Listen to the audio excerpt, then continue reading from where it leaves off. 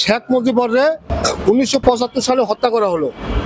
তার পরবর্তীতে ক্ষমতা আসলো জিয়াউর রহমান। কিন্তু এই যে দুই ব্যক্তির যে হত্যা করা হলো, তাদের কি দোষের কারণে হত্যা করা হলো না নির্দোষী কারণে হত্যা করা হলো, এটা কিন্তু আমাদের ইতিহাসের পাতায় আসে নাই। যদি সঠিক জবাবটা ইতিহাসের পাতায় আসতো তাহলে স্বৈরা শাসকের জন্ম নিত না। ওই সূচনা ধরেই তার পরবর্তী সময় ক্ষমতা আসলো হুসাইন মোহাম্মদ এরশাদ। এরশাদ চিন্তা করলো কি যে স্বৈরাচারের সূচনা তো বইটা গেছে গা, আমি এটারে বাস্তবায়ন করি।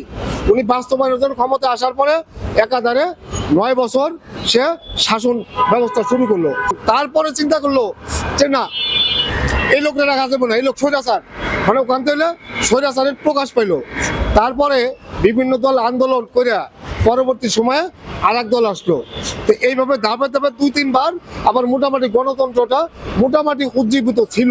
কিন্তু যখন দেখলো যে না, ওই প্রধানমন্ত্রীর চেয়ার, স্বরাষ্ট্র মন্ত্রণালয়ের চেয়ার, বিভিন্ন মন্ত্রী চেয়ার, এই চেয়ারে এত মজা, এত লুটপাট করার জায়গা, আর এবং কি প্রধানমন্ত্রী থেকে শুরু করে আমলা কামলা মন্ত্রী লুটপাট এবং কি বিভিন্ন অপরাধে লিপ্ত হইলে আরো অপরাধ করার জন্য প্রশাসন তাদেরকে গার্ড দেয়, সাহায্য করে।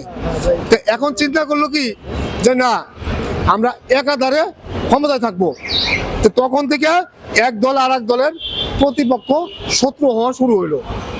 যে এদেরকে এক দল যদি আর এক দলকে শত্রুতে পরিণত না করে তাহলে এই স্বৈরাচার মানে দীর্ঘদিন থাকা সম্ভব না।